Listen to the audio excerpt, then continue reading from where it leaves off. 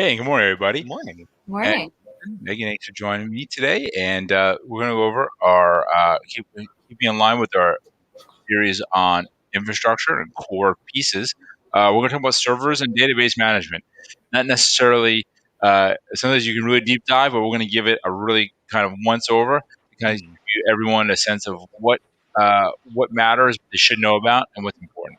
So before we dive into our servers and databases, I want to say thanks for everyone who watches our streams. It's really important. We love getting feedback. If you like, please send us a comment. We're on YouTube. We're on LinkedIn. We're Valiant. We're a managed service provider located in New York, but we have a nationwide footprint, and we service clients throughout the United States. Uh, so before we get really started on this, I'm going to hand it over to Megan for her segment on quick tips.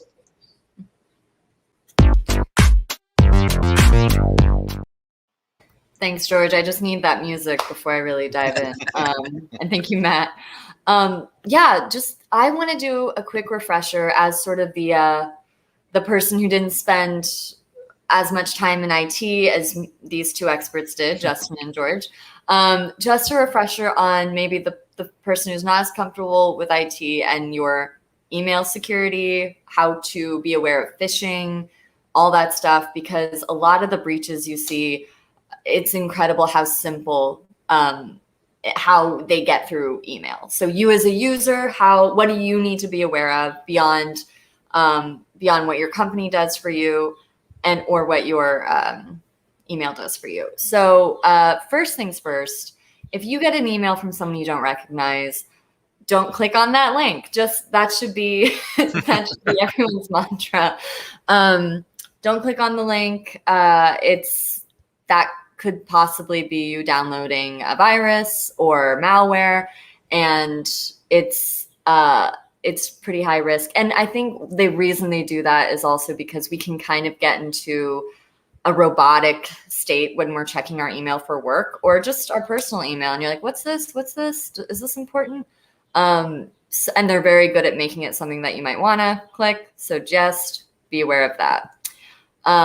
Also, don't respond to these emails. I think it's similar with picking up robocalls and stuff. If you pick up, they know you're someone who will be responsive.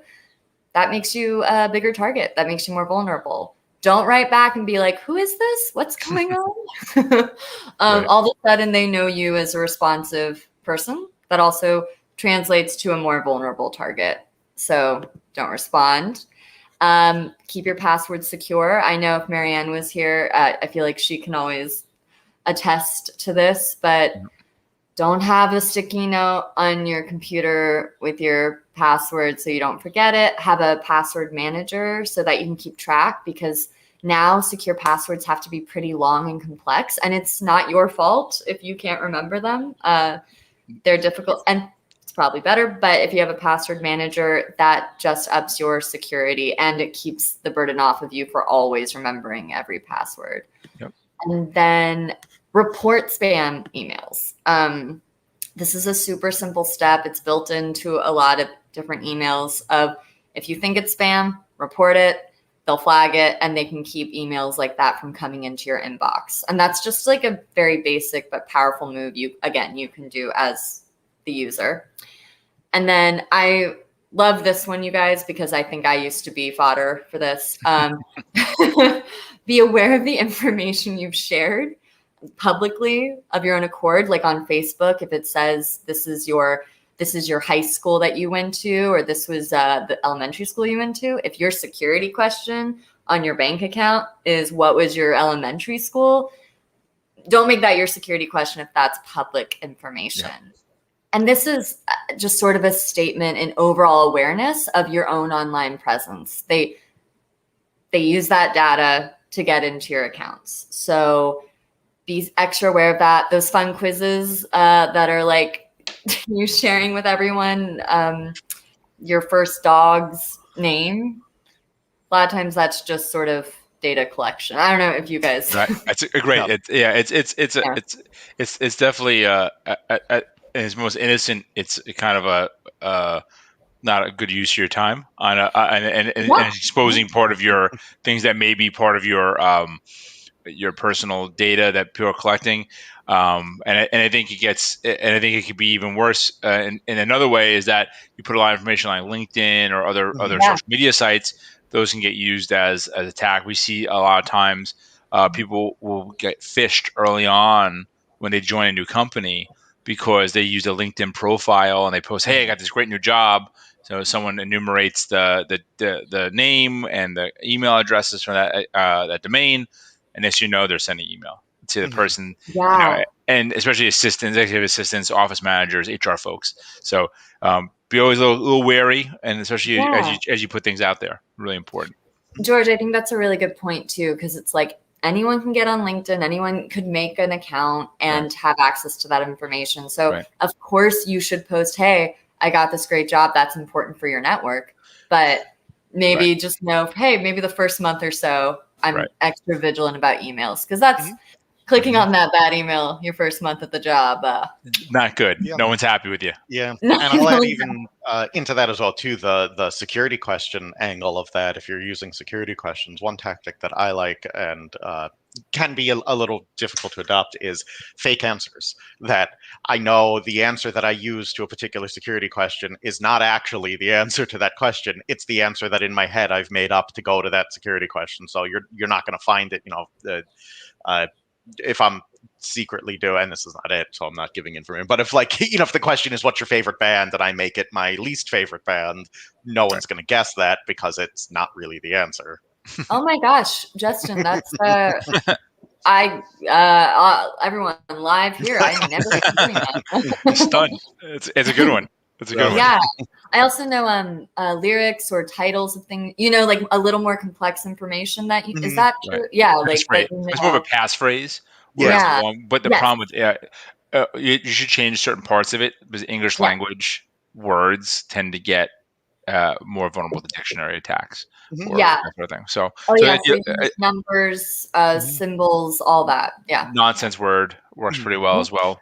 Yeah, and that's why the password manager is good, because most of my passwords for things are a string of 32 random characters. There's no way I'm remembering what they are, and I don't have to. I remember the complicated password I made for my password manager, and that's the only password I need to remember. Everything else, it's protected by multi-factor authentication. Yep. So with that, we're gonna wrap it up and get into a thank you, Megan. That was an awesome download. As always, these are things that make a huge difference. Quick tip. Oh, I'm sorry. Getting ahead of myself. Next week's the download. But that's a quick tip. Perfect. So one of the questions that I know I've gotten over just working with clients is people will say, well, what is a server and why do I need one and what does it do? And it's a really simple thing that I think people put a lot of weight on. So, Justin, what's a server? So I like to think of the restaurant analogy with a server, since that's another place where you run into a server. In IT, we think of computer systems either being a server or a client. Your workstation or your phone or things like that are generally clients because they're getting things from a server, and the server's job is to serve it up, something. So just like in a restaurant, the client asks the server for something, and the server gets it and brings it to them. And in some small restaurants, if you think of like a food truck, the server, does everything. You walk up to the food truck, it's the same person asking you what you want, cooking the food, taking the money, doing all of that, bringing it together, cleaning up. The one person operation. And there are small servers that work exactly like that. Larger restaurants, you're going to walk in and you've got a host or hostess, you've got a waiter, a busboy, chefs, cooks, dishwashers, all of the other people, and all of that in a complicated system with like complicated applications or web applications. It runs pretty much the same way. You as a client reach out to a server to ask for something like, "Hey, show me Facebook," and in the back end, that all the systems are putting that together to then bring to you, "Here's Facebook." That's generally what a server would be. And that's great. And where I think people get jammed up or it gets a little more confusing is it doesn't necessarily mean special hardware, but it generally does. Yeah. So generally speaking, a computer server or a system server it's purpose built for that task, right? Like it has multiple power supplies, it has specialized motherboards that are meant to be running for 5 years continuously. It has multiple hard drives in the RAID array, which we talked about last week. There's a term that I guess used quite a bit. It's called mean time between failure. So the components are built at a higher spec to not fail more often. So it's really important, and the more mission critical a service that it provides, the more redundancy you should put in it. And so, and that's a really important way of looking at it. It just has to be working, and there's multiple mechanisms to increase redundancy. A lot of cloud services use simpler servers, but use software to kind of stitch it all together. So, but we're not going to get there. That's a whole other thing. I like thinking of this. The analogy for this I like using is with cars. There's nothing stopping me from running a national shipping company with my Corolla, my 11-year-old Corolla. It's probably not going to be the most efficient, and probably will break down, and probably won't be. I really, if I'm really want to do that, I should invest in at least a pickup truck, but something built specifically for that. Correct. There's nothing. There's no, as far as the client or customer is concerned, as long as you make the delivery, it doesn't really matter. That correct. Same thing. Exactly. And so it's really just about a purpose-built system that allow it to run more redundant, more resiliently. So that's a better way of thinking of it. All right, great. Now we kind of established what a server is. Now we served it up on a platter. Very good. What's the basic maintenance server? I mean, we hear talking about what's a maintenance. What does maintenance do? What maintenance does a server need? You put it in the closet, I turn it on, and that's it, right? Yeah, sure. Until it doesn't work.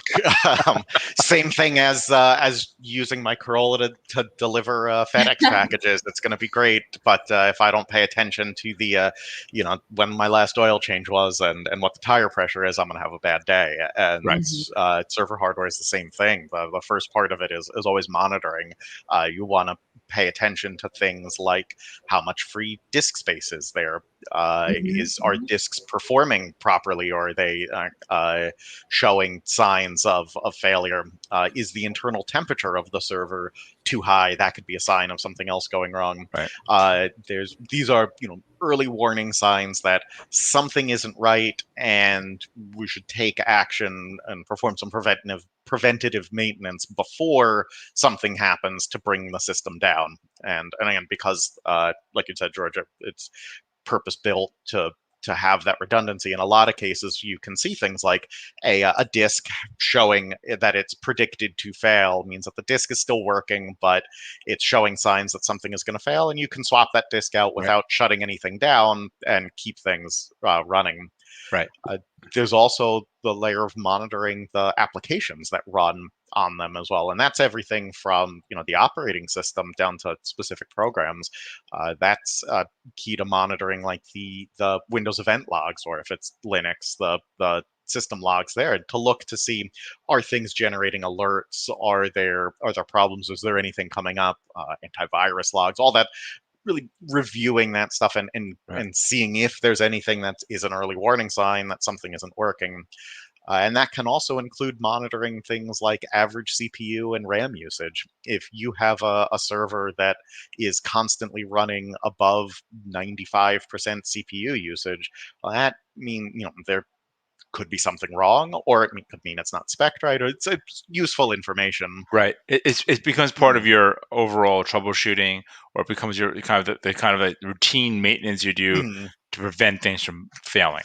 Yeah, and then the next proactive step that you want to take to prevent things from failing is running the patches and updates, both for operating systems and for applications.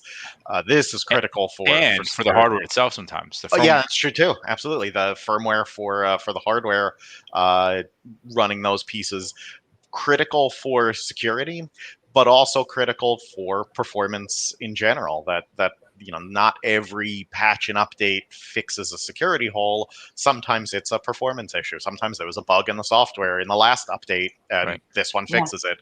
So keeping that up and running. And these categories, these types of things are all tasks that a good RMM or a remote monitoring and maintenance tool will do. And I know that term's been in the news lately with the story around Kaseya, but there absolutely is a need and a place for RMM tools in order to accomplish these things, to have that monitoring, to have that review, and to automate things like running patches and validating that they've been installed. Correct. And when you're managing, fleets of hundreds of servers, it's very hard to manually check every one. When you're going to make mistakes, so you're going to miss something. So Even that's what the RMM does. Even if you're managing 3, but you're a one person IT department, and there's people who need help, saying I have to run these patches is sometimes difficult, and having a tool to help with that is always helpful. It gets pushed down to the bottom of the list. Maintenance, unforfortunately. It's very important to do it. And so the other piece, I think, just is the last and most just closest to like our philosophy is backup and restore validation. Right. You're only as good as your last restorable backup. Your last tested restore.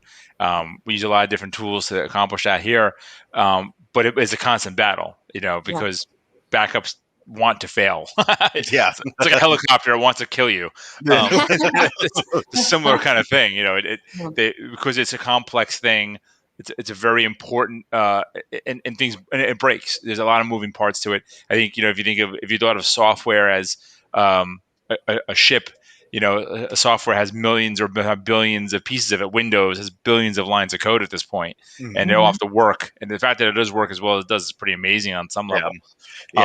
Definitely include backup and backup validation as part of server maintenance, not as its own thing, because it's that critical to it. I almost feel it's that spans across multiple disciplines, and it's one that from security, this kind of server maintenance, and even it goes about our next topic, which is the database. And so Megan, if you want to bring us into this, give us a download on quick tip on databases. And kick that off. Okay, next segment up. No, it's okay. I got excited about this one because I had to really drill things about the database when I got my IT cert. I'll just kind of do a big overview right now. A database is basically a structured set of data held in a computer that is accessible in various ways. And I say that just to bring it to someone who really would just be like, what are they? What do they do?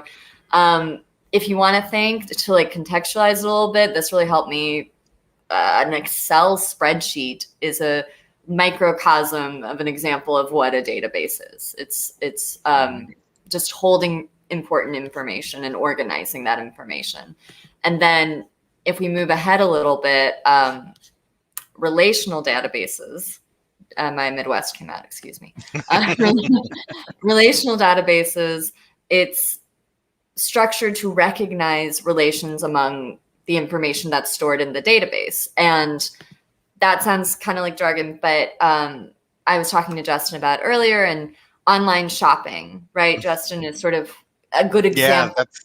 That's of a relational database in action, because you've got your account and all that information, and then you've got the products you've looked at, and sorry, Justin, if you can kind of go into that. Oh, yeah, sure. Yeah. The example, the analogy I like to think for, is when you're looking at that online shopping or building something, you've got, you're looking through the content in the store, and that is a table in a database of all the stuff that's there. And as you add things to your cart, that's a separate table that's specific. That's your cart of your things. And rather than having to recreate all of that information in multiple places, your cart says it's just, okay, you've got 1 of item 37, 3 of item 52. And all that information about those items are stored in a separate table, like what they are, what their price is, what their shipping weight is, how many are in stock, or that could be a separate table as well, the inventory of what's in stock. And those are all those pieces. Then things like your account, it's got your name and your address and those pieces. And rather than having to recreate that, it's just now there's a table that is, okay, this is user number 538, cart number 27, and Item that info, number. and Yeah. that keeps all of those pieces together. And in the back end, it's all pulling that information from. You could think of it, like you said, as different Excel sheets almost of different pieces of that data. Yeah. And I love the online shopping metaphor, or not, it's literally not a metaphor. Literally, yeah. But as far as helping people visualize it, because I think that gives you context of how massive and how nimble relational databases have to be to make all these things operate, and how much information has to relate to each other to make these things operate. They tend to be good for transaction-based things where you are keeping track of things that are happening and having that sort of master view of this is the state of how things are. This is how things are set up. Yeah, absolutely. And that I also, one of the examples was like if you're enrolling in a college too, and all your classes. That was, and then the teacher and their classes and other students. Right. Yeah. So, and then we have non-relational databases. And Justin, I actually do want to pass this one to you. Sure. They're called, they're called NoSQL databases.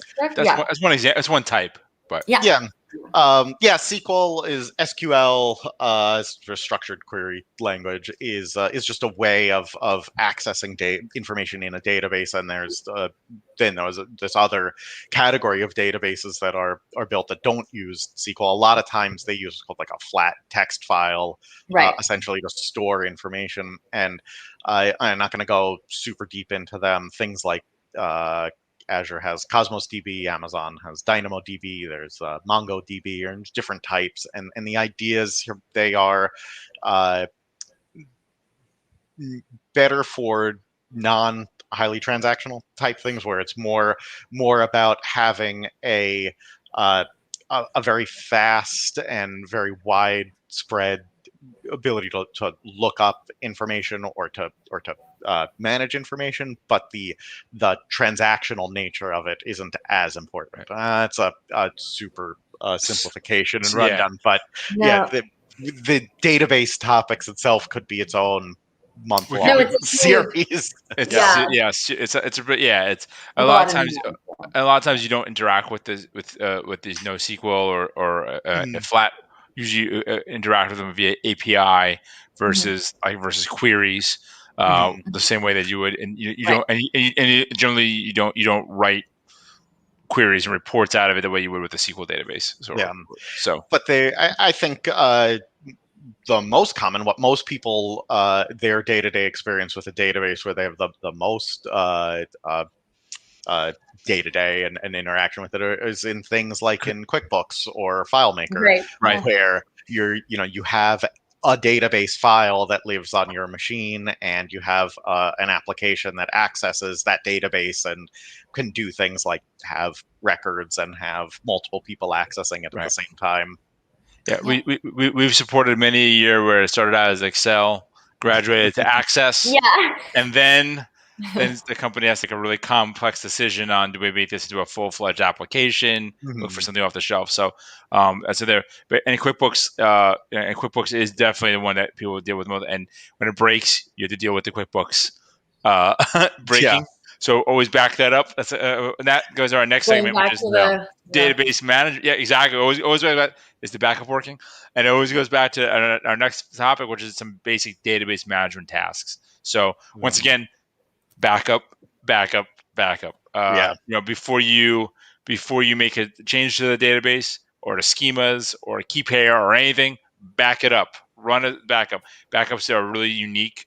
Do a really unique and very important thing, especially for structured databases, where it commits a transactional log. It's really important. So and once again, no matter where that data is stored, you're responsible for it, right? Yeah. Kind of like from a data center to a software as a service, you're still responsible for that data, and the database will fit somewhere in one of those four categories there. But It's really important. So, Yeah, I mean, and to bring it back to yeah, the QuickBooks example, because I think that's one of the ones where people have the most direct interaction with that is that last one where the data in the database is your responsibility, and maintaining and protecting that data is part of that. And when you know in QuickBooks, people use it know that there's not just it's not just important that the server it's on or the computer it's on is being backed up, but in QuickBooks itself it runs that backup and creates that backup file. And that is QuickBooks way of combining a lot of the standard database management and maintenance tasks into that one action. It does things like checks the validates the data that's in there, runs through the logs, make sure that everything looks right, compacts when it if right. there's like stuff that was removed, or runs through or defragments the database and runs through those things, and does all of that as part of that backup process, and then creates that backup file, and it says, okay, this is the thing that you save, and you can restore from that. And Exactly. Yeah. that's a similar task for other database systems like MySQL or Microsoft SQL, Mhm. where rather than it being just one press the button and the software does it, those are things you have to keep track of in the Correct. database configuration itself, and Yeah. running the backup. Or one of the key things there is that those types of databases will keep logs of everything that's happening, so that if something happens to the actual file, it can refer to the log to rebuild what things were and keep track of that. And those logs can, if they're not truncated or removed, can very quickly fill up the hard drive just with logs of As everything that happens. So, as it performs transactions, it grows and yeah, grows and grows. I mean, many Exchange databases have been taken down by yeah. untruncated logs. And So the idea there is you want to keep the logs in between your backups, because if something happens in between your backups, you can use the log to replay everything that happened and get it correct. back to where it was. But when you take a good backup, you don't need that anymore, and you can yeah. Well, when the backup commits the log to the database fully, Right. and the system knows it's safe to actually to flush the logs. And Mhm. once again, this goes back to our original kind of everything kind of fits into the triumph Pyramid. the pyramid Yeah. and the CIA triad, right? Yeah. These are data stability. For the pyramid, it's stability, security, and scalability. Hmm. And for the CIA triad, this is data integrity is one of Mhm. the core tenets of it, and availability. Right, we need Yeah. to make sure things are working, Yeah. and here this is and these two functions are really really important to it. Yeah. So Yeah. And this is kind great. of, Sure, I go ahead. just, I know we have to wrap up soon, but I just want to like kind of highlight that small and medium businesses, everything you guys were talking about with backup. I know we've talked to prospects, and they assume that a certain application, being in this certain application, means there's backup, and it, like you guys were saying, it's your responsibility. We're always here to talk about it too, because it Mhm. can be Correct. like, what is backed up, what's not backed up, what, It's yeah, Exactly. Well, it's a really deep. it's a great that's a great thing, and it goes Yeah. back to doing a great business impact analysis Mhm. of Yes. understanding what a company needs to continue their operations in the case of like a failed Hmm. system, a disaster, and availability of access to these things. So Yeah. and it's just really important. Part of your tie this all into your resilience, and it all becomes a big continuum of Right. work and continuous improvements as new systems are brought in line and old systems are taken offline. So it's a kind of a never-ending work, which is Yeah. both exciting and sometimes can be Sisyphusian at times. Unfortunately, you're rolling the rock up the hill, Yeah. but it's always moving forward. So Right. I think we're out of time. What a great topic! I mean, we could talk. I know I'd restrain myself from going too deep.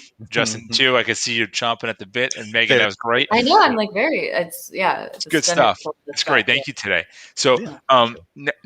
our next episode is a pretty cool one. We're talking about infrastructure and applications, and we have a really awesome guest, Ricky from Cloud Radio, one of our partners that we work with closely on our Mhm. portal. It would be great, and they're going to work with us on talking about, and they do a great job of putting all their applications into the portal. So for both us and our clients, so they can see where everything kind of lives, and they have access to it, and some real great visibility, which with applications, that's one of the core problems in applications, especially with SaaS applications. We don't have visibility into them, and we really think the more you shine a light on it, the better and more secure you can be as a company. So with that, please like and subscribe. Check us out on YouTube. Watch our past episodes. We do these every week. We really get excited doing them. And if you have any questions or things you want to see on these streams, fire it off to us. We'll answer your questions, or we'll talk about it on the stream, or we'll send you a DM.